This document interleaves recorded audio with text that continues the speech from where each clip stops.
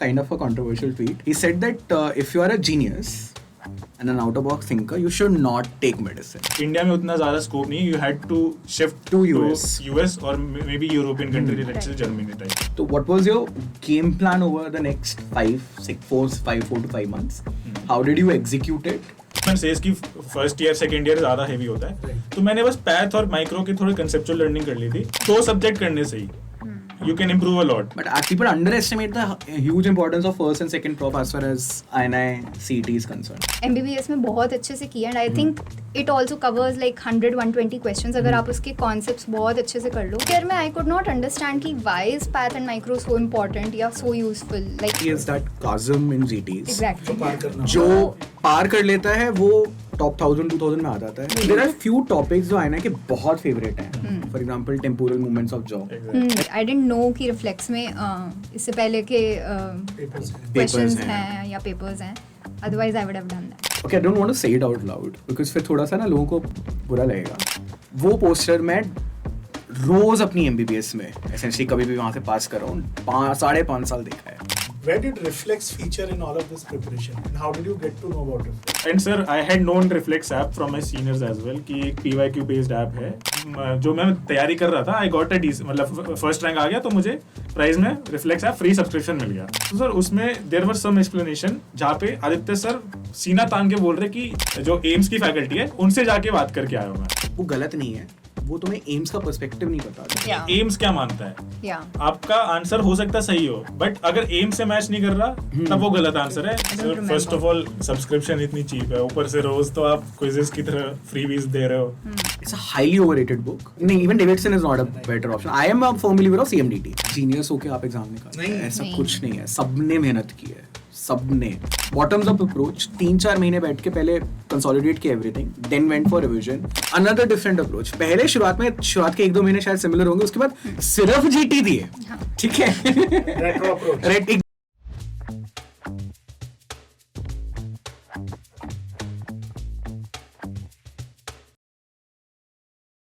So, good morning, good afternoon, good evening, everyone.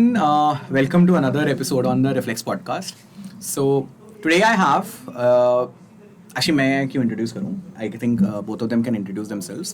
We have toppers of INI CET, and not actually toppers. They've got rank 64 and rank 174, and we thought instead of taking a rank 1, rank 10 interview, we wanted a little more relatable interview कि task इतना daunting ना लगे. Right? Achievable है.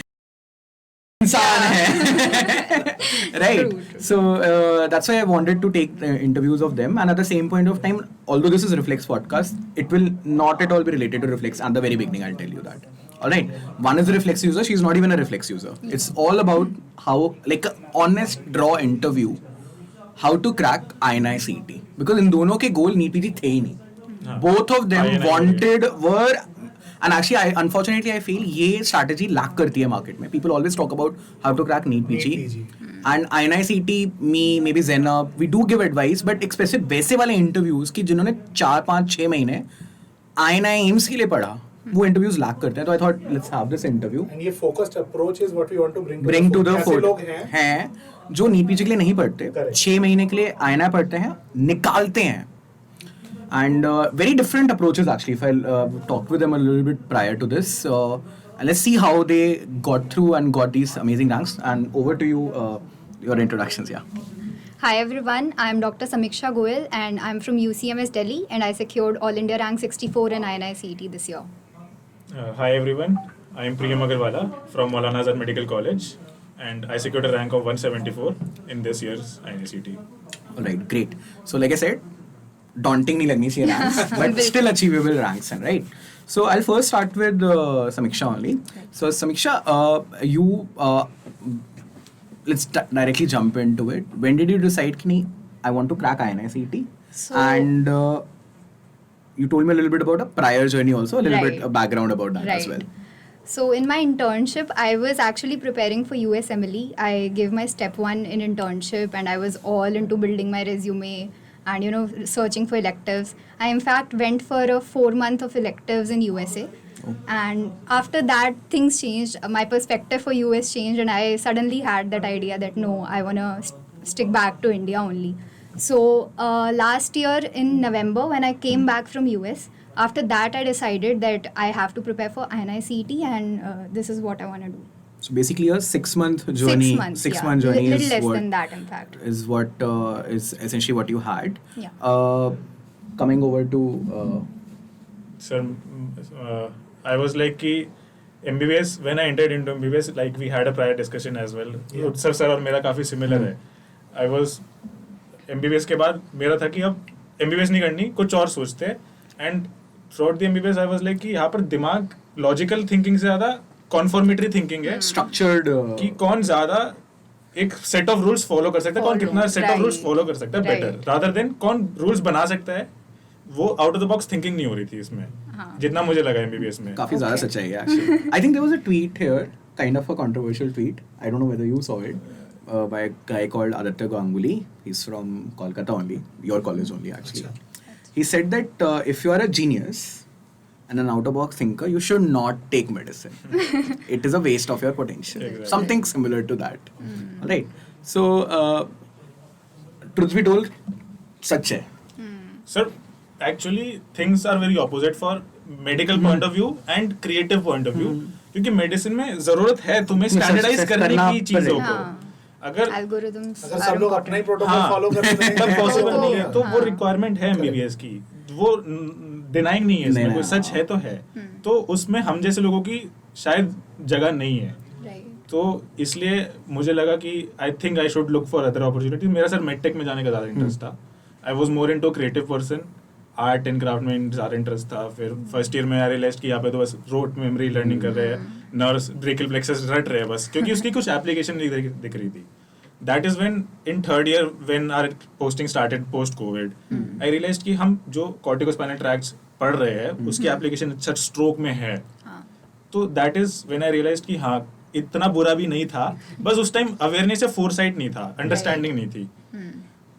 But फिर भी sir conditions को देख के and being a first generation doctor, तो मेरा था कि कुछ अलग तो करना चाहिए. तो मैंने पेरेंट्स को कन्विंस करा कि 1 साल मुझे दे दो, मुझे नीट और INI वगैरह इमीडिएटली मैं नहीं निकालना चाहता इंटर्नशिप के बाद.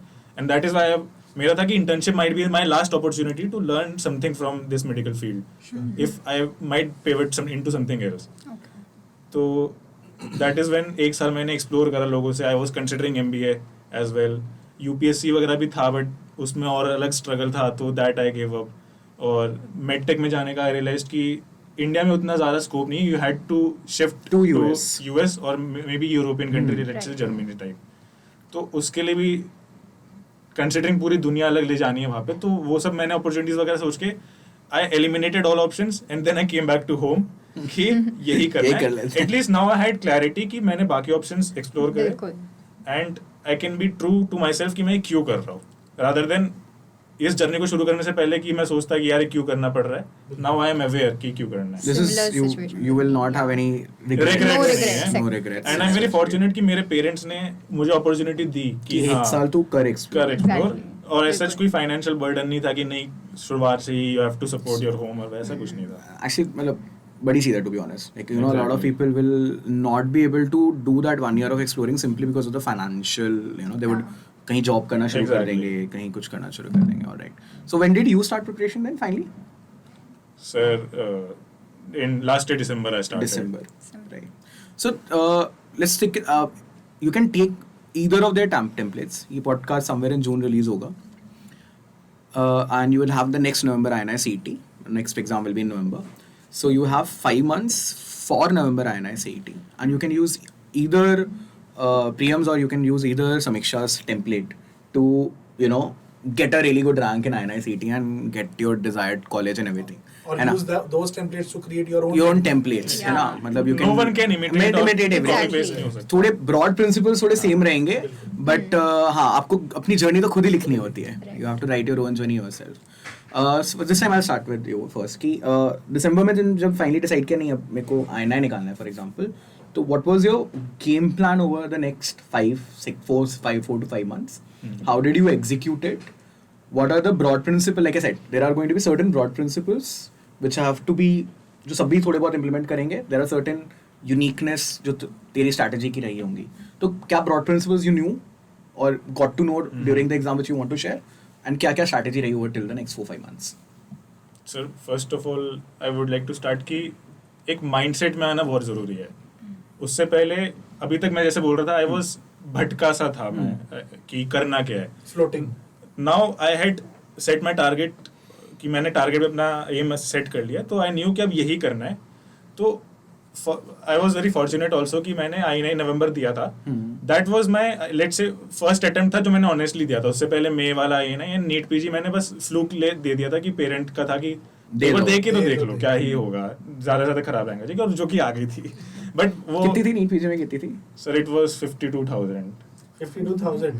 So you वहाँ से improved. journey- हाँ, essentially a less than a year journey from 52,000 to all the way to 170. हाँ sir, that you can say कि वो बेसलाइन बोलेंगे कि एमबीबीएस में मैंने जो सीखा उससे 52,000 आ गई.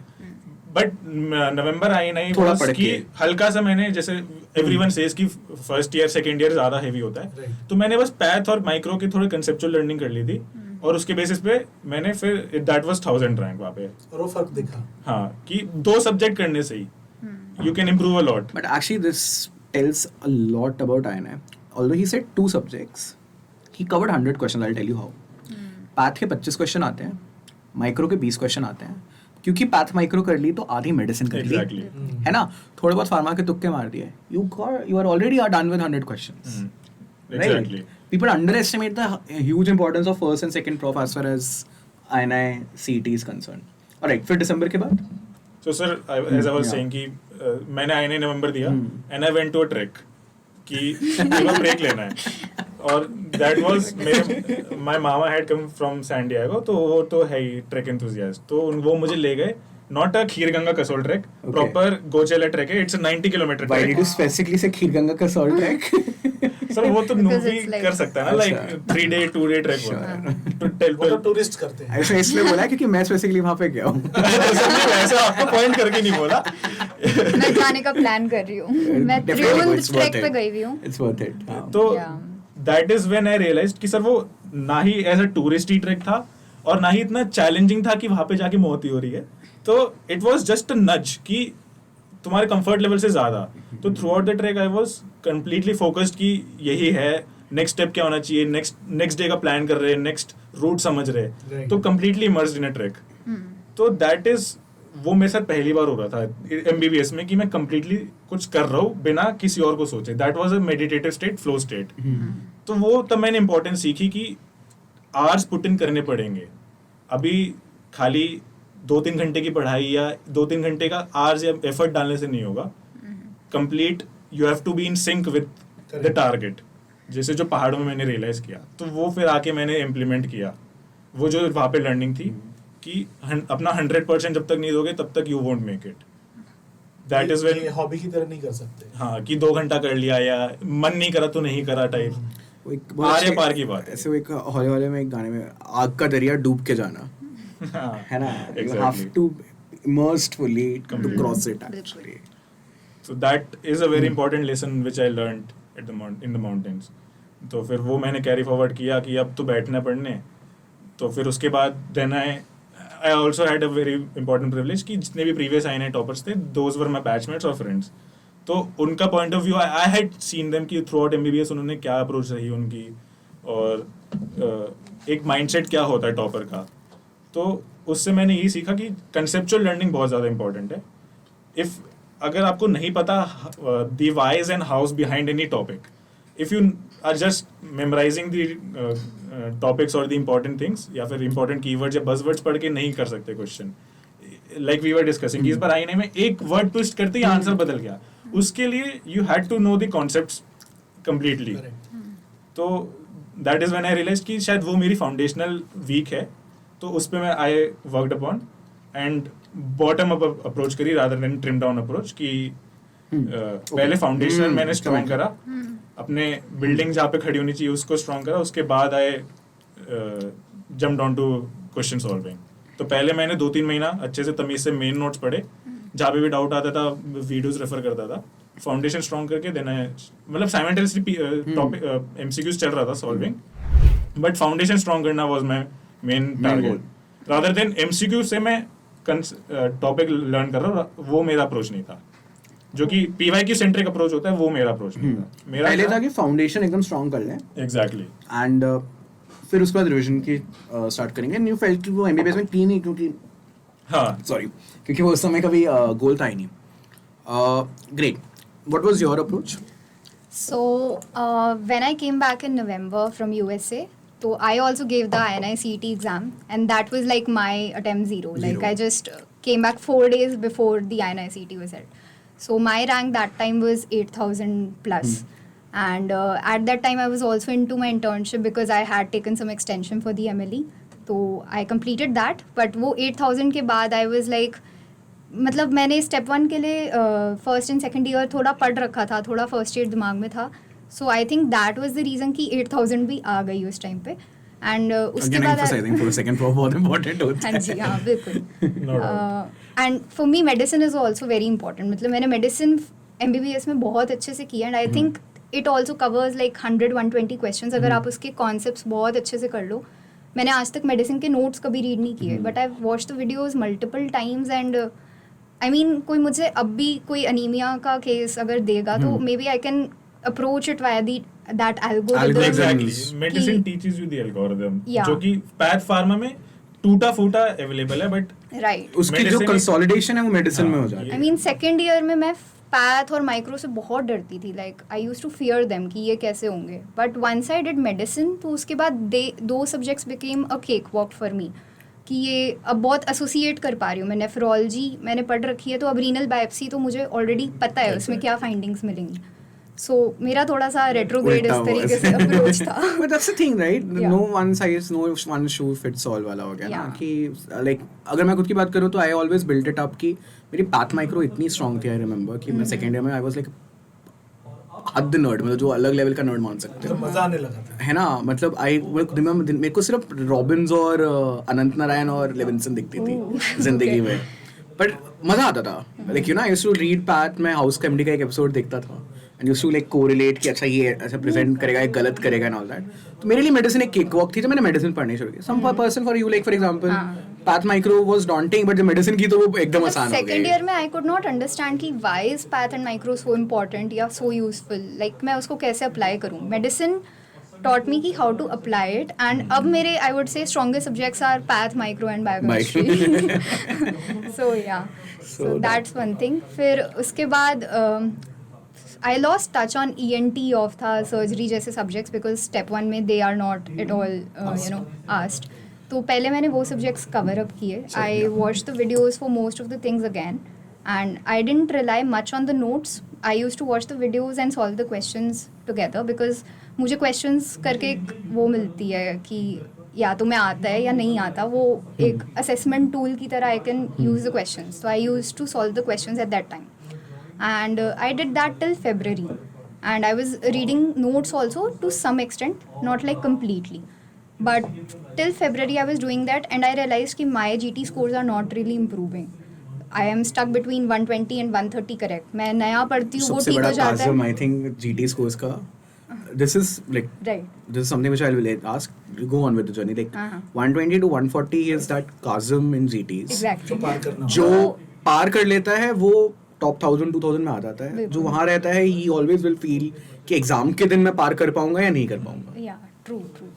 तो I was stuck in that zone, and I was like kind of getting a little depressed कि मैं पढ़ भी रही हूँ, मैं सब कुछ like मैं शॉर्टकट्स कभी नहीं लेती. मेरे को ऐसा है कि सबसे लंबे रूट से क्रिटिकल पाथ से हम जाएंगे. तो I use to do that, but still I was not improving. तो फिर आई टुक अ पिवट. मैंने ऑपोजिट किया कि अब मैं क्वेश्चन करके फिर नोट्स करूँगी. So I gave a GT on for example Sunday, and 6 days तक I use to review those 200 topics.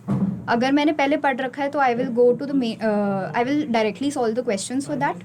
अगर मैंने पहले नहीं पढ़ रखा तो I will go for the videos. And if there are the topics जो मैंने पढ़ भी रखे हैं फिर भी गलत हो रहे हैं, तो I will go to the main notes and review that topic from there completely. Basically you realize कि मतलब फरवरी के आसपास you took a little retrograde revision Retrograde. grade. So see, but this is ये एकदम ही उल्टा था. एकदम मैं अपने concepts पहले build करूंगा, उसके बाद देखेंगे revision MCQs. कॉन्सेप्ट्स का ये था बिकॉज MBBS में I had watched most of the lectures, इनके कॉन्सेप्ट्स थे. एंड US में मेरे को वो एक Step 1 से वो जस्टिफिकेशन मिल गई कि मुझे आता है because when the attendings used to ask the questions और समथिंग.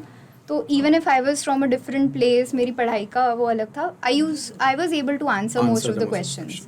तो आई हैड दैट थिंग कि ठीक है, मुझे कॉन्सेप्ट वाला पार्ट आता है, मुझे रोट लर्निंग वाला पार्ट नहीं आता है. I use to get all the surgery stagings and scorings incorrect. तो जितना भी रोट लर्निंग पार्ट वाला था वो I use to get wrong. तो I was like I have to work more on this instead of building the concepts, I have them already.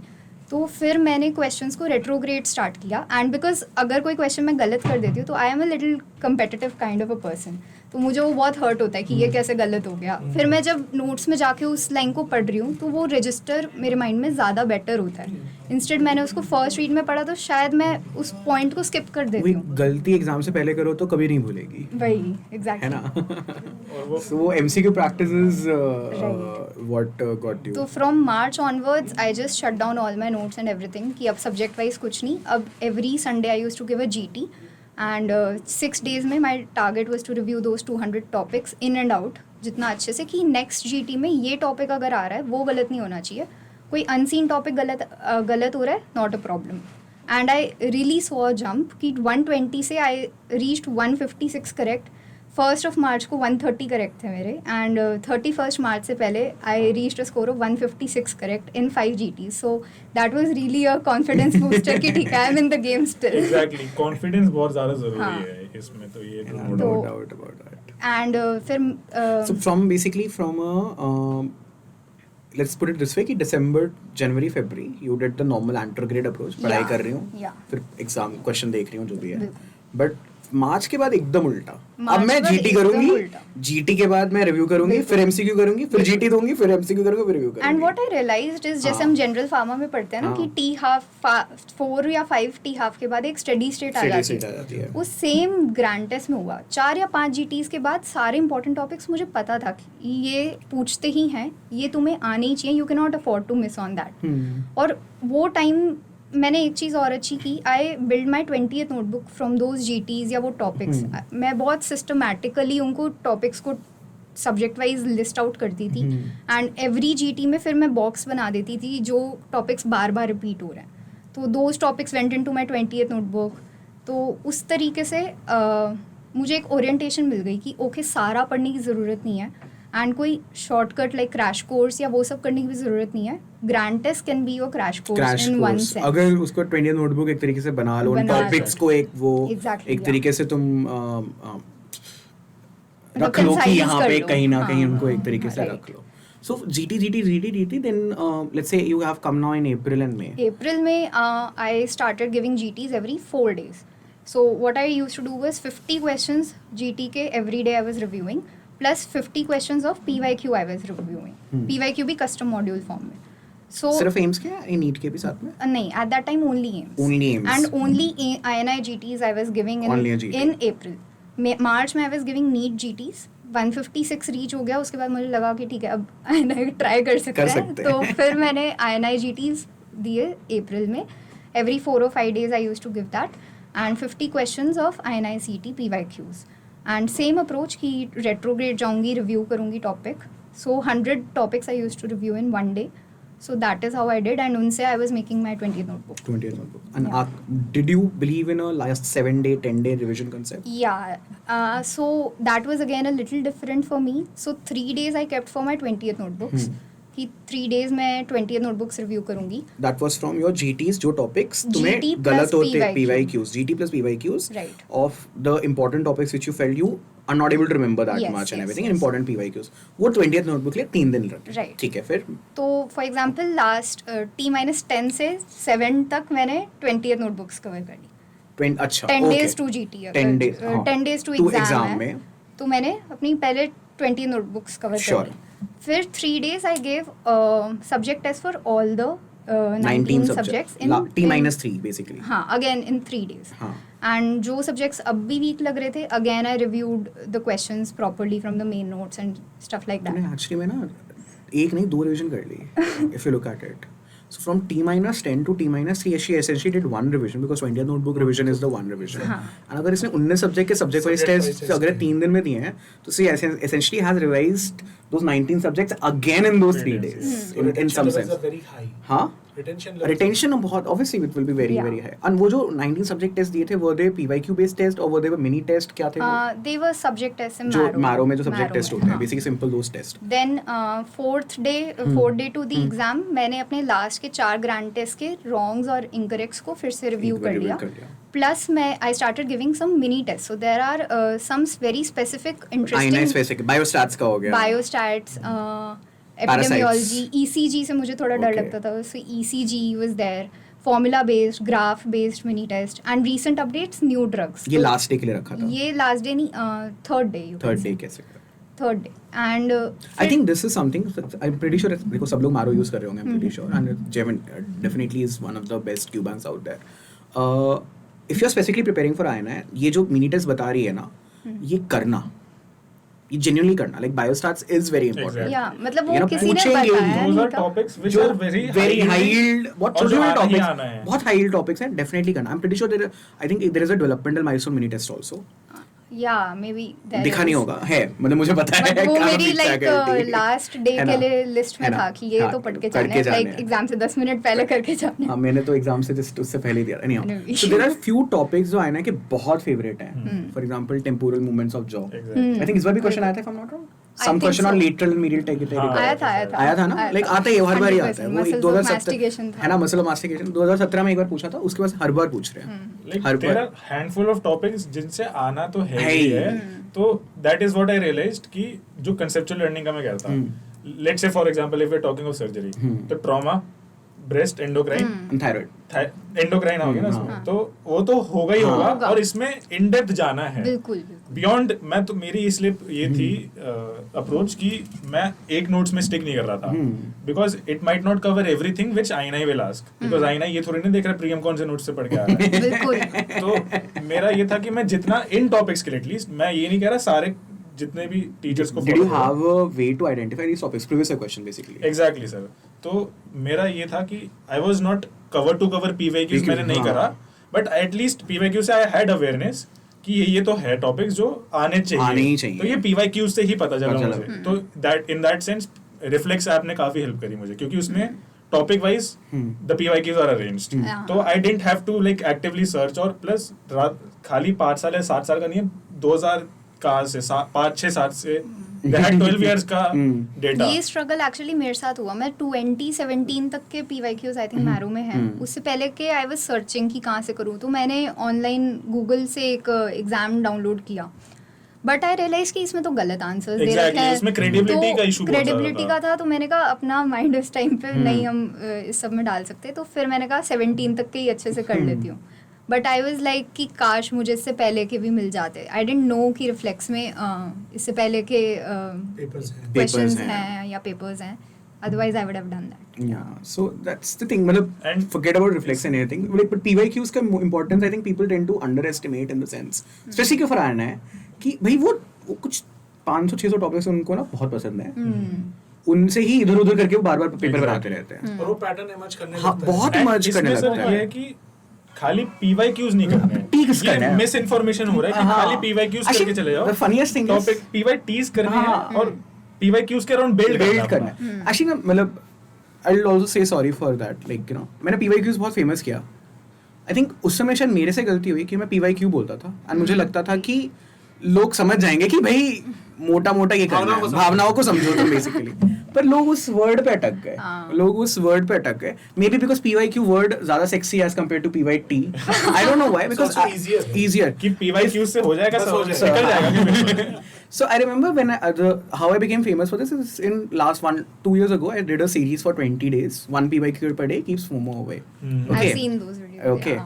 अब अगर उन वीडियोस को भी देखो फॉर एग्जांपल तो ऐसा थोड़ी ना मैंने एक PYQ बताया उसका आंसर ये करके मैं चला जाता था. So I discuss cystic fibrosis as a whole Exactly. In 10 minutes. बिल्कुल. I discuss TOF as a whole tetralogy of Fallot as a whole in 10 minutes because I knew ये 10-15 parvo virus for example INI को पसंद है parvo virus Exactly. है ना.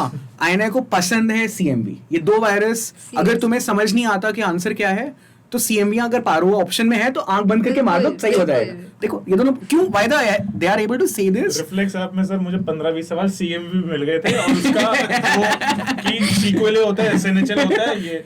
I okay, I don't want to say it out loud because फिर थोड़ा सा ना लोगों को बुरा लगेगा. So why that question is asked? Let me give you a little bit of history about that. For anyone who's in Delhi, आज AIIMS जाओ. एम्स में सेकेंड फ्लोर में माइक्रोबायोलॉजी डिपार्टमेंट है, वहाँ पे जाओ. जैसे ही तुम एंटर करोगे लेफ्ट मुड़ना, वहाँ पे एक बहुत बड़ा पोस्टर है, ठीक है. और उस पोस्टर का टाइटल है CMV is the most common cause of non syndromic SNHL. Imagine वो पोस्टर मैं रोज अपनी MBBS में एसेंशियली कभी भी वहाँ से पास कर रहा हूँ, 5.5 साल देखा है, ठीक है. And then that question comes in the exam. ये तो unfair advantage हो रहा है इस वालों को. चलो, fair enough. I won't deny that undue advantage. Absolutely, I won't deny that undue advantage.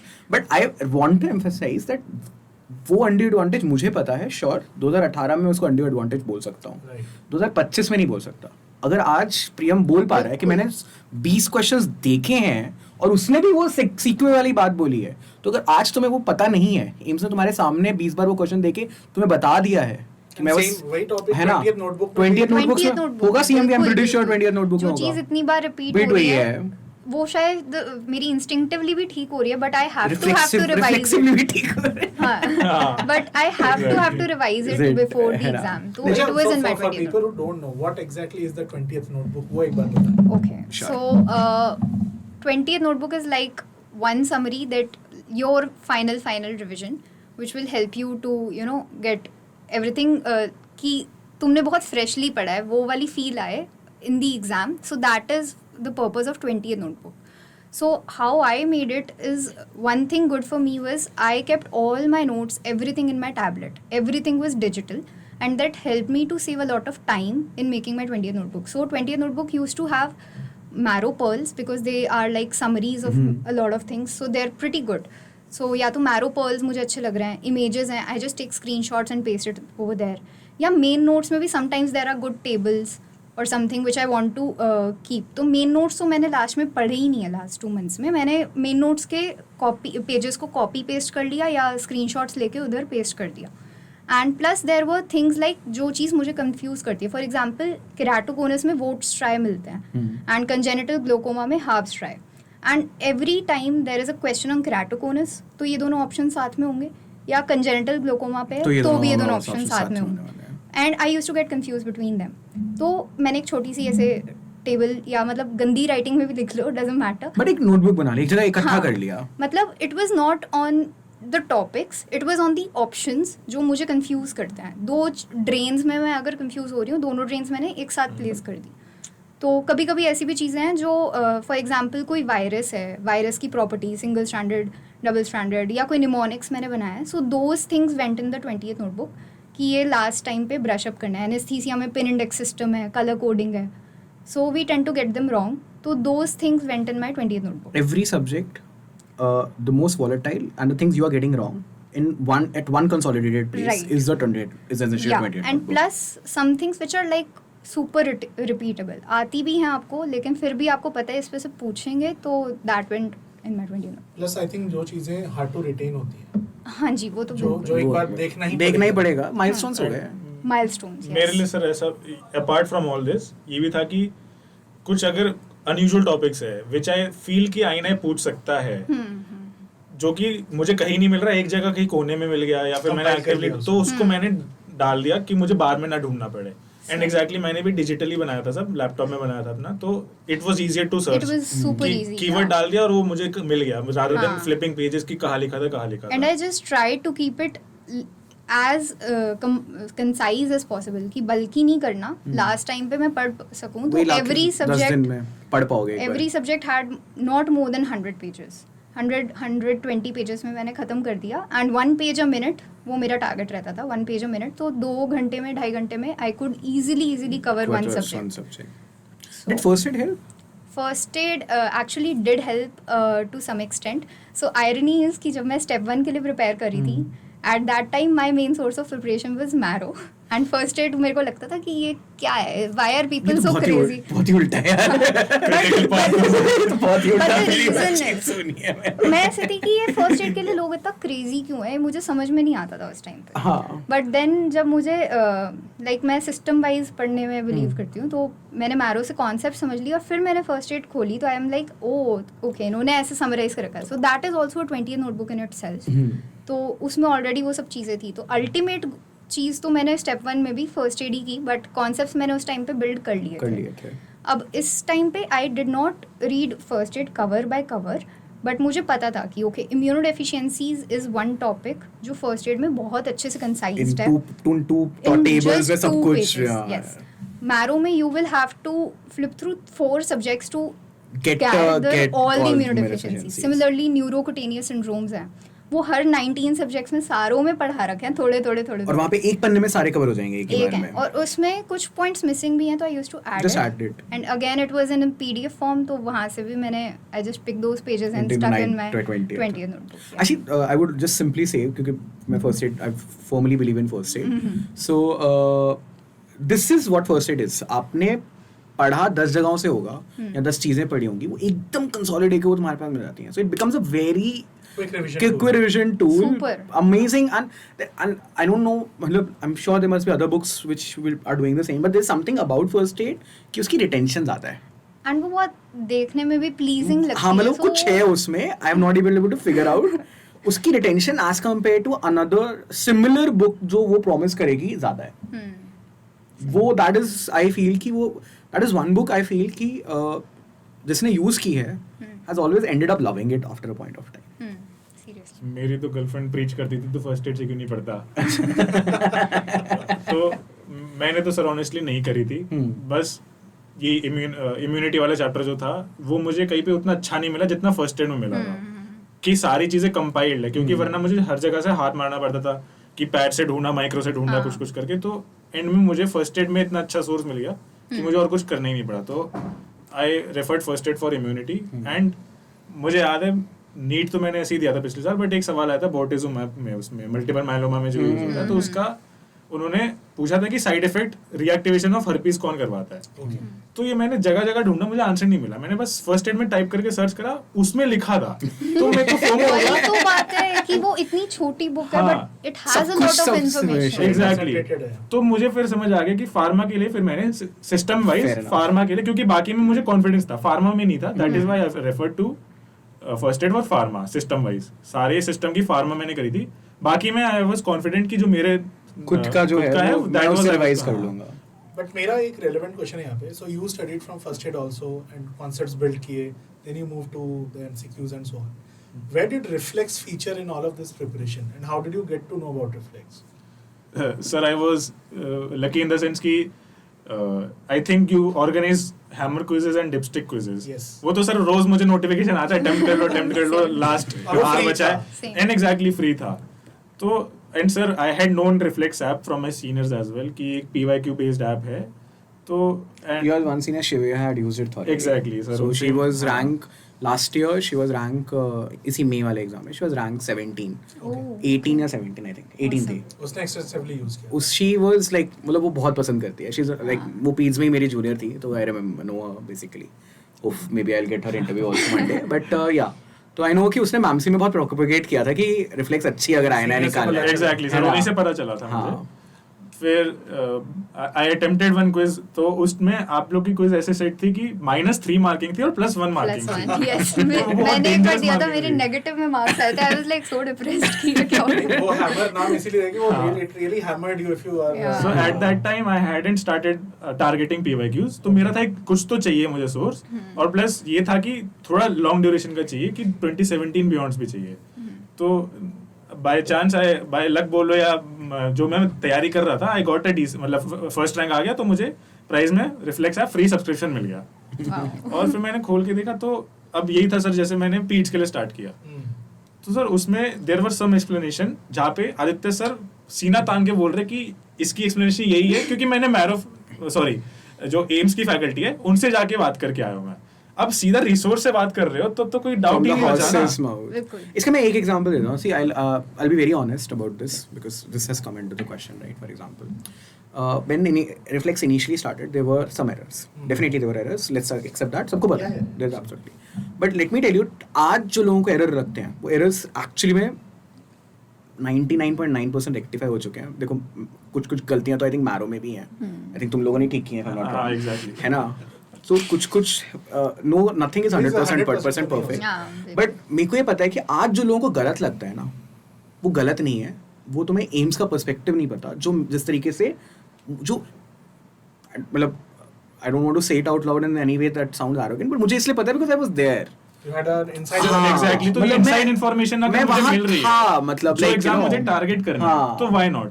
Plus अब एक एनएस का क्वेश्चन ही ले लेते हैं for example. This is very common question which is asked, 2-3 बार पूछा हुआ है कि which is the maintenance fluid of choice in children. Oh yeah. तो क्या आंसर है? ringer lactate. Half NS. Half NS. Why do you feel it's half NS? मैंने बहुत बार गलत किया है. तो हाफ इस इसका. वजह से what do you half think is NS. The answer? Sir NSC. NS है. अब ये चीज एम्स में 2 बार पूछी, उन्होंने पूछी भी इसलिए, मेरे सामने मेरे एम्स के पीच के फैकल्टी जो हैं उन्होंने लड़ा था. अच्छा. लाइक एक क्लास हो रही है, एक रैंडम क्लास हो रही है, बढ़ गया? उसमें हाँ 3 फैकल्टी कह रहे हैं हाफ एनएस देना, 3 फैकल्टी कह रहे हैं एनएस देना है. भिड़ रहे हैं मेरे, हमारी क्लास Okay, चल रही है, proper मतलब debate. लाइक डिबेट हो रहा है, मतलब हाँ. भिड़ रहे का मतलब ऐसे ये क्वेश्चन क्यों ये आया? क्वेश्चन क्यों आया मैं बता रहा हूँ. दिस इज 2020 की बात है, 2021 की बात है, एक्चुअल भिड़ रहे हैं. Then finally one faculty said कि भाई ये पीजीआई में ये स्टडी हुई है, हमारे यहाँ ये स्टडी हुई है. कोई कह रहा है कि सर लेकिन वहाँ पे बाहर ये स्टडी हुई है ना. तो फिर एंड में फाइनली कहा कि नहीं एनएस ही देना. एक्चुअली में it happened in a mock meet, कि किसी मॉक मीट में किसी बच्चे को जो फ्लूइड चल रहा था वो हाफ एनएस चल रहा था. Okay. ठीक है. तो उससे पूछा हाफ एनएस क्यों दे रहे हो, तो हम क्योंकि हमने वो कहते हैं कि sir in general half NS देते हैं हाँ. बच्चों में. तो वहाँ पे ये लड़ाई शुरू हुई कि फिर उन्होंने बोला नहीं एनएस देना चाहिए. जो एसआर है वो डिफेंड करने लगे, नहीं सर स्टैंडर्ड तो हाफ एनएस है. उस एसआर का जो उस समय फैकल्टी था वो भी डिफेंड करने लगा हाफ एनएस है. तो मॉक मीट में for those who have attended every mock meet can get very Heated. Heated. Okay. तो मुझे लग रहा है आधे Emotionally questions charged. तो लेकिन ये आधे very questions ये emotional. mot meet से ही निकल के आ रहे हैं मुझे लग रहा है. थोड़े बहुत कह सकते हैं. So it can get very heated. So मैं तो पैसिव ऑब्जर्वर था, मैं तो मॉक मीट में बस बैठा हुआ हूँ. बट फाइनली निष्कर्ष यही आया कि द एंड रिजल्ट वाज नहीं यार, हम यहाँ पे एनएस ही देना है. ठीक देयर है. Has been decent enough an evidence at least in Indian settings, give NS. Okay. अब 1 साल बाद वो क्वेश्चन आ गया. अब पूरी दुनिया उसका आंसर चाहे हाफ एनएस देती रहे, एम्स के लिए उसका आंसर एग्जैक्टली सर, NS, यही चीज जानना बहुत जरूरी है कि Yeah. एम्स क्या मानता है. Yeah. आपका आंसर हो सकता है सही हो, बट अगर एम से मैच नहीं कर रहा तब वो गलत आंसर है. You will suffer a rank. तो इसलिए रिफ्लेक्स ऐप उसमें हेल्पफुल था, that I knew inside information through Aditya sir, कि इसमें जो बोला है इसको मुझे सही मानना है, क्योंकि वो फैक्ट चेक्ड था. Got it. But you also downloaded Reflex but never used Reflex. Yeah, actually I didn't, because reason is I Sure, started yeah. solving PYQs in April, Okay. and it was just like 2 months before exam, and तब मुझे पता चला था about Reflex. But Reflex का main thing is कि उसमें topic wise the questions are arranged. Right. But like 2 months before exam, I wanted a mixed bag approach कि मैं सारे 19 subjects एक साथ करूँ. So I was like, I am getting this thing in Marrow itself in the custom module section. So why not use that, and why Fair. stick to one more resource which is getting overwhelming for me. So इसलिए मैंने use नहीं It's a matter of personal but choice. hammer and, quizzes I used to give, Acha. and in one of those quiz I am telling you I got negative marks, so I was like kind of depressed कि मैं क्या कर रही हूँ, मेरे PYQs हो भी रहे हैं कि नहीं हो रहे complete. So yeah, but still पहले दिया that होगा, was- अप्रैल से पहले दिया होगा. हाँ ऑफ कोर्स अप्रैल से पहले आई थिंक दिया था, maybe like in Feb or something, I don't remember. First of all subscription इतनी चीप है, ऊपर से रोज तो आप क्विजेस की तरह फ्रीबीज दे रहे हो. तो भाई मतलब ये तो बहुत ही अच्छा अपॉर्चुनिटी है. good to know we are doing something right. Hopefully we are doing something right. We'll keep on improving Yeah. over that. May be अगर मैं प्रिपरेशन की अर्ली पार्ट में मुझे पता चलता है आपके बारे में, तो I would have definitely used it, because उस टाइम पे मैं टॉपिक वाइज चीज़ें सॉल्व करी थी. तो एट दैट टाइम अगर मुझे पता होता तो definitely I would have used it.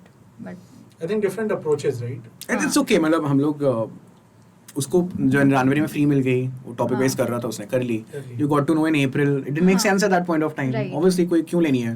Don't be in FOMO after all, बिल्कुल, right? बिल्कुल. Don't be in FOMो कि ऐसे बैठ के लेनी क्यों है? That's one thing I learned in my MBBS. मतलब मैंने MBBS में बहुत हिट एंड ट्रायल्स किए with lot of teachers, with lot of apps, with lot of standard text books.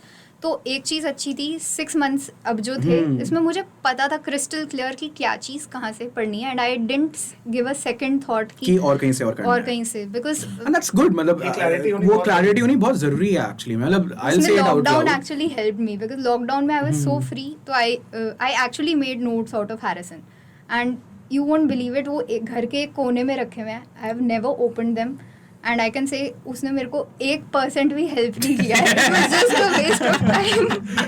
Seriously. But you can Okay. probably say कि मैंने Harrison पढ़ी है. Harrison, Bailey, You can Robin. any debate you can say Harrison में लिखा है. हाँ. अगर नहीं भी पता. Yeah. नहीं भी पता. क्योंकि पढ़ी मैंने. But actually, I will bring this another interesting point of debate is Harrison important for NPG cracking? मैं इसमें बहुत firmly believe करता हूँ. It's a highly overrated book. Okay. Davidson is probably a better. नहीं, even Davidson is not a better option. I am a firm believer of CMDT. अच्छा. Okay. मेरे हिसाब से तो CMDT और Robbins क्या पढ़ है? लो. मैंने पढ़ी भी नहीं. CMDT is again underrated source है. Current medical diagnosis and treatment. Okay, never medicine mind. क्या है? Medicine like all you guys pointed out in the very beginning is कि path pharma को algorithm कर दिया है. CMDT is full algorithm. Oh, हाँ. तो अगर फिर हैरिसन अगर आप स्टार्ट explain करो तो हैरिसन कैसे स्टार्ट होती है? अगर एस्थमा फॉर एग्जांपल ले लेते हैं तो एस्थमा में पहले जाएगा इंटरल्यूकिन 5, 3, इस्नोफिल बढ़ता है ना, ब्रोंको कॉन्स्ट्रिक्शन होती है, फिर एयरवे रिमॉडलिंग होनी धीरे धीरे शुरू होती उतना है. टाइम नहीं है. तो अब ये चीजें तुमने ऑलरेडी पाथ में पढ़ी हुई हैं. अगर सेकंड में अगर ढंग से पाथ पढ़ा हुआ है, पहले उतना खुद को अच्छा हाँ ये सब होता है, फिर उसके बाद तुम हैरिसन में फाइनली एस्थमा में from an algorithm point of view there is a literally a step wise approach. हाँ, उतना ही जीरा पता होना guidelines, चाहिए. बस. पहले क्या देना है? सिंपल साबा, वो भी चेंज हो गया वैसे, साबा प्लस इनिल कॉर्टिकोस्टेरॉइड्स. उसके बाद आपको ल्यूकोट्रीन रिसेप्टर एंटागनिस्ट जो भी मतलब जैसे बट CMDT वहाँ से शुरू करता है. CMDT डायरेक्टली कहता है asthma is a hyper reactive, मतलब ये टाइप 1 Define हाइपरसेंसिटिविटी. कर दिया. 4 लाइनों में पैथोफिजियोलॉजी बताता है. Oh. ये एल्गोरिथम है, पढ़ लो यही चाहिए. यही चाहिए. So I am a very firm believer that you should people should use CMDT medicine क्योंकि मैनेजमेंट बेस्ड बेस सब्जेक्ट बिल्कुल, है बिल्कुल. rather than being a, मतलब उसमें हम पाथ फर्मा फिर से पढ़, ठीक है अगर मौका मिल रहा है, मौका but- मिल रहा है, हाँ. बट अगर आती है तो क्यों बाद में टाइम वेस्ट करना है? And I think the critical factor here is time. Hmm. I think most people don't realize बिल्कुल. that time is always at a Limited, premium. बहुत हाँ. limited Right, है. right. We had that opportunity because Lockdown lockdown था, था. so I was so free and तो तब मैंने ये hit and trials किया. I mean, I have watched most of the subjects from more than one faculty and I have made my handwritten notes and I बहुत ही have पहले थे. discarded those handwritten notes completely. बहुत ही पहले थे. और PUBG के tournament हो रहे हैं. तो किया ना ये सब कुछ किया फिर भी आज यहाँ पर हो, है. यहाँ पर हो, डेफिनेटली यहाँ पर And हो. that वही college premise से में I start was- किया ना कि you don't need to get topper from the beginning. Exactly, you don't need to be a college में I topper. was a backbencher always. Postings अच्छे से ये attend तू करती थी, हैरिसन but- पूरी पढ़ रही है और तू बैक बेंचर है, मैं मान पीछे बैठ के Harrison बैक बेंचर पे बीच में बैठ के ग्रेज एनाटॉमी देखती थी. I was like super die hard fan of that series Okay. Initially. तो वो कर रही हूँ, बच्चों के साथ फ्रेंड्स के साथ लूडो खेल रहे हैं हम पीछे. So we have done those things also, but yeah I think once you get that awareness कि करना क्या कैसे है. और हाँ. और वो क्लैरिटी जो ये बोल रही थी ना, हाँ. इसको 6 महीने क्लैरिटी थी, मैंने सब कुछ करके देखा हुआ है, ये करना है, यही मतलब बात अच्छा, है. यही हाँ. बात है. I didn't come to you कि यू मार्च तक तूने अपने कंसेप्ट्स बनाए बॉटम अप अप्रोच की. अप्रैल मई का क्या था, मतलब उसमें तूने यूज PYQs रिफ्लेक्स से किए, थोड़ा बहुत टॉपिक वाइज से कुछ पता चलता है इंपॉर्टेंट टॉपिक्स क्या हैं. CMA का एग्जांपल लिया GTs. हमने, है ना, CMA का हम लोगों ने एग्जांपल लिया एंड एवरीथिंग. उसके बाद अप्रैल मई की क्या अप्रोच थी? सर वही मेरा जो भी हम बात कर रहे थे, time is the biggest factor. तो टाइम क्रंच मुझे बहुत ज्यादा फील हुआ था क्योंकि obviously I was competing with someone जो पूरा MBBS मैं Harrison पढ़े से पढ़ के आ रहे हैं. अरे वो कुछ नहीं उस समय नहीं किया हाँ बट हाँ seriously. Sure enough I the started reason with- they are at the similar place right now because उसको फायदा नहीं हुआ. And the reason for that is कि मैंने हैरिसन पढ़ने से पहले कोई लेक्चर्स, वीडियो लेक्चर्स देखे नहीं. I directly jumped into Harrison in my second year. तो मैं पढ़ रही हूँ कार्डियोलॉजी 3 महीने तक, मुझे कुछ समझ नहीं आ रहा. मैं बस पढ़ रही हूँ और नोट्स बना रही हूँ. तो मे बी अगर मैं उसको साथ में वीडियोस से लिंक करके पढ़ती या कुछ ऐसा करती तो Maybe that would have been benefit. beneficial होता. हाँ. So sir, I had identified important subjects and important topics and not so important subjects. Okay. तो वो मुझे PYQs के टॉपिक्स वगैरह से पता चल गया था रिफ्लेक्स ऐप यूज़ करके. तो देन मेरा था कि इनको मुझे मेन नोट से तो करना ही करना है. इसमें मुझे कुछ शॉर्टकट या चीट नहीं करना है, कुछ हैक्स फॉलो नहीं करने. इनको मुझे कंसेप्चुअली आना चाहिए. Right. तो इन परस्यूट ऑफ चेजिंग दैट उसमें I had a time crunch. और मैं ऐसा नहीं था कि मैं पढ़ नहीं रहा था. आई हैड अ डिसेंट कि मैं दिन में 10 घंटे कोशिश कर रहा हूँ अपनी करने की. फर्स्ट ऑफ ऑल कि वही सिटिंग आवर्स बढ़ाना इंपॉर्टेंट है क्योंकि मैं स्टार्टिंग से ये मैं बहुत इंपॉर्टेंट चीज बोला था. A fundamental truth to cracking any exam is कि दिन के 8 से 10 घंटे देने हैं. एग्जैक्टली सर ये वो कम नहीं हो वो सकता. कम नहीं हो सकते. Like a lot of people think कि 2-3 घंटे रोज पढ़ के निकल जाएगा. ऐसा नहीं है. दिन के वो 8 से 10 घंटे फोकस्ड, जैसे मैं हाँ. फ्लो स्टेट बोल सर रहा था. That is what I emphasize in the हाँ. स्टार्ट कि वो जो ट्रैक से मैंने सीखा हाँ. कि घुसना पड़ेगा. पड़ेगा वो 8 वरना घंटे कुछ रोज. हाँ. कमिटमेंट तो जरूरी बहुत लोगों को है। लगता है कि जीनियस होके आप एग्जाम निकालते हैं, नहीं। ऐसा नहीं। कुछ नहीं है। सबने मेहनत की है, सबने, वो 8-10 घंटे सबने लगाए हैं, no matter how high IQ you are, doesn't matter. But sir वो 10 घंटे फिर कम पढ़ने लग जाते हैं कि कम भाई 10 घंटे भी पढ़ लिया फिर भी ऐसे कम है, क्योंकि you are into that mindset ना Mindset हाँ। कि निकालना है और 10 घंटे में भी कंप्लीट नहीं हो रहा। मेरा target always use to be 10 hours, but honestly मैं 7-8 आवर्स से ज़्यादा पढ़ नहीं पाती। लेकिन एक चीज़ अच्छी है, 7-8 आवर्स जितना पढ़ रही हूँ वो बहुत फोकस Focused से, है। लाइक बहुत एफिशिएंसी वाली पढ़ाई होती थी तब। And I never compromise on my sleep, like 8-9 हाँ, आवर्स वो ऑफ तो स्लीप कभी मेरी हमेशा। compromise नहीं बाकी करना सब चाहिए। मैंने सैक्रिफाइस कर दिया था, Instagram, Netflix, everything that I liked, but sleep I couldn't, even if I Sleep is tried. not Not liking, organized. it is need. But still, it like- is what organizes the information into long-term memory, right? And then but sleep पे compromise करना भी नहीं चाहिए exactly हाँ। वही नहीं, वो sometimes it detrimentally felt like long कि- मेरे को बहुत ज़्यादा one of the memory hacks I would give to everyone is कि अगर 2 घंटे पढ़ रहे हो तो ट्राई टेकिंग 2 या 4 आवर्स के बाद ट्राई टेकिंग 15 मिनट naps। मैं तो करता था सर करता बाय था। डिफॉल्ट हो जाता था मतलब उस समय स्विच ऑफ करना है थोड़ा सा हाँ, कंसोलिडेट वो मतलब उस समय ना डोंट ड्रिंक कॉफी कि मैं इसको हटा दूं and everything, take that 15-20-30 minutes आप उठ जाओ, ऐसा नहीं है कि उसके बाद कुंभकर्ण की तरह The सो body गए। is telling you to- You have to मेरे take साथ that. होता है। But वो नैप 15 मिनट की लोगे, आधे घंटे की लोगे ना, ट्रस्ट मी सब याद रहेगा, सब कुछ याद रहेगा। रेट्रोस्पेक्ट में कह सकते हैं हाँ, याद हाँ। नहीं डेफिनेटली, क्योंकि वो दैट समहाउ आई मतलब it definitely consolidates your memory, वो जो तुमने 3-4 घंटे बैठ के पढ़ा होता है, राइट? एंड सर वही फिर it was always a time crunch, तो मैंने सर उतना जीटीज पे फोकस नहीं किया। मेरा था कि क्योंकि सर जीटीज देने में, उसको रिव्यू करने में it is a hassle task, बिल्कुल। ह्यूमंगस टास्क है।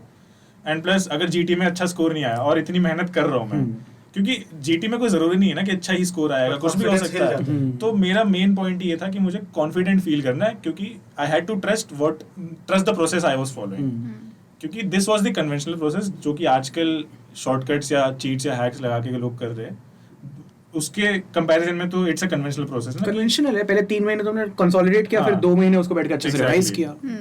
rather than कि कि starting से ही revision course से revision कर- course से कर रहे वो हो। नहीं किया मैंने एग्जैक्टली। तो आई हैड टू, मुझे पहले खुद पे ट्रस्ट करना था कि मैं जो प्रोसेस फॉलो कर रहा हूँ, because I had seen toppers जो मेरे बैचमेट्स थे, फ्रेंड्स थे, कि उनका फाउंडेशन स्ट्रॉन्ग था। तो बस मुझे वो 6 महीने में करना था जो उन्होंने बहुत टाइम से करा उन्होंने है। 1-1.5 साल लगा हाँ के किया। Exactly. Actually, I will say that a lot of people जो वो करते हैं ना, जो लोग रिवीजन वाला करके कर रहे होते हैं, it is good enough till a rank. This is very important to understand. That Completely. maybe someone is not targeting a 150 Or maybe or not even INI CET. Exactly, sir. CET.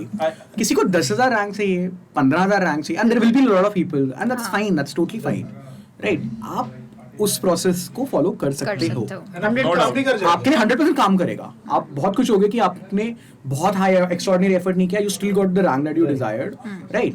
But अगर आपको INI की 100 200 till 500 rank चाहिए, then ये conventional process follow करना पड़ेगा।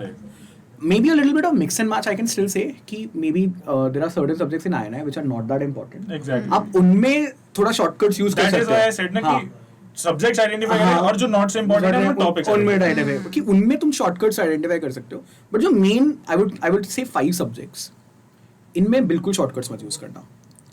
OBGY, surgery, path, pharma, micro, correct. इनमें बिल्कुल कभी शॉर्टकट्स आइडेंटिफाई मत करना, because these are the 120 to 140 questions of INI CET, sir Even bio. Exactly and a little bit of bio, definitely biochem also. PSM में I had skipped programs completely. Exactly, मैंने खुद किए थे यार। मैंने बस PSM and Obs-Gyne were like- Exactly, biochem में आपको जैसे बायोस्टैट्स, सॉरी PSM में आपको पता है, एम्स पूछता ही या तो एपिडेमियो है या मैंने biostats. बायोस्टैट्स और एपिडेमियोलॉजी ही पढ़ी थी तमीज से, कवर टू कवर, जो सवाल पूछ लो पूछ के दिखा दो, ऐसा था मेरे लिए।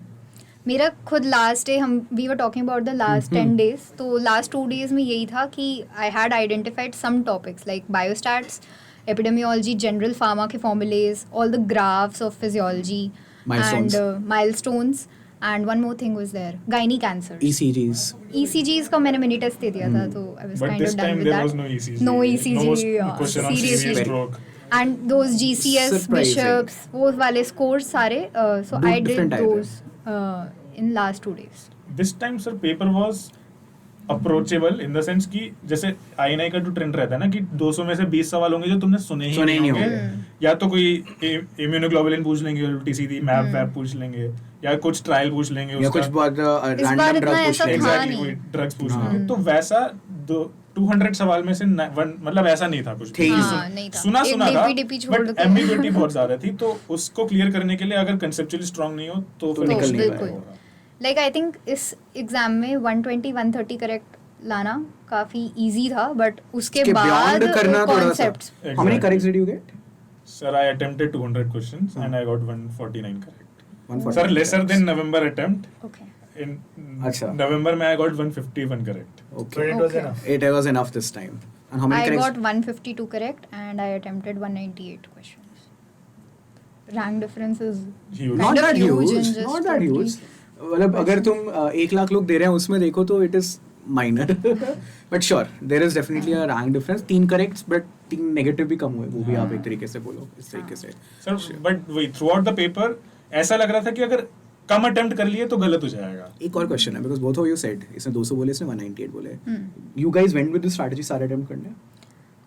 Sir, या मतलब in the sense aggressive approach करनी है 190 plus type. एंड पेपर वही एग्जैक्टली मैं जो बोलना चाह रहा था कि थ्रू अभी जैसे नवंबर वाला मैंने कॉन्शियसली अटेम्प्ट दिया था कि हाँ कैसे देते पेपर, वो मैंने सब सोच के गया था। तो उसमें मैंने 200 नहीं अटेम्प्ट करे थे क्योंकि मैं कॉन्फिडेंट था वही ऐसे सवाल आ गए जो सुना ही नहीं है, तो उसमें तो छोड़ना he is the best possibility. But मैं एज आई सेड कि 200 सवाल इस बार जो आए थे, यू हैड सम आंसर कि ए और बी में से कुछ हो सकता है, C D you have eliminated. बस वो एम्बिग्यूटी जो है, तो इसलिए all the questions were attemptable, I would say out of 200 all the questions were attemptable. You also had this approach कि aggressive रहना है? So I have this tendency of being aggressive. तो मैं थोड़ा सोच के गई थी कि consciously करना है, ज़्यादा रिस्क नहीं लेना, risk taking. But still I ended up taking a lot of risk. मतलब मेरे से होता ही नहीं, मैं मेरे से नहीं छोड़ा जाता है क्वेश्चन। I'm like कुछ तो आप कर ही देते हैं। Still I kind of left 2 questions. Competition इतना स्टिफ है कि छोड़ोगे तो फिर रेस से ही बाहर हो जाओगे। अटेम्प्ट ही नहीं किया तुमने तो तुम स्टार्टिंग पॉइंट में ही you have to attempt 185 190 plus. अगर आपने 160 170 attempt किया, you will not get a good rank in IIM. That's true. है ना, मतलब you definitely need to get there. चलो मैं थोड़ा सा समराइज कर देता हूँ. Totally different approaches. Bottoms up approach, 3-4 महीने बैठ के पहले कंसोलिडेट किया everything, then went for revision, GTs नहीं दिए सिर्फ ये देखने के लिए कि I am on right track, 1-2 GTs दिए, है ना, लास्ट टाइम रिवीजन की, use reflex, got important topics from the horse's mouth, अंदर की स्टोरी गानी. अनदर डिफरेंट अप्रोच, पहले शुरुआत के 1-2 महीने शायद सिमिलर होंगे, उसके बाद सिर्फ जीटी दिए, ठीक है, रेट्रो अप्रोच, एकदम ही retro approach, and both the approaches work, and it's like, but the core thing is both of them identified the important conceptual topics from all the 19 subjects, ensured that was revised in the last 7 to 10 days. इससे तो in fact 2 revisions किए for that matter, and उनको revise करके went for the exam, and you know I would again say कि 5 subjects मैंने medicine नहीं लिया because मुझे पता है कि काफी path pharma से हो जाता है. OBG obs-gynae, surgery, path pharma, micro, ये 5 anatomy sir, अनाइना के लिए कह सकते हो, बट आइना में मैं अनाटमी को इसलिए कंसेप्चुअल नहीं मान रहा क्योंकि it's not.